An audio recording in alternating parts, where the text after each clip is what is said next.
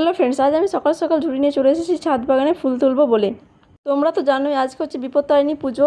এই পুজোতে 13 রকমের ফুল লাগে। চলো আমার বাগান থেকে পাই কিনা সেটাই দেখা যাক। আমি প্রথমে তুলে নিলাম এই রুয়েলা ফুলগুলো। তারপরে এইদিকে দেখো দেখো এইদিকে আকাশের অবস্থা কি কালো মেঘ উঠেছে। এই বৃষ্টি শুরু হলো বলে দেখো ঝিরঝিরে বৃষ্টি শুরু হয়ে গেছে। আর আমি তারই মাঝে এই অ্যালামেন্ডা ফুলটাও আমি তুলে নেব।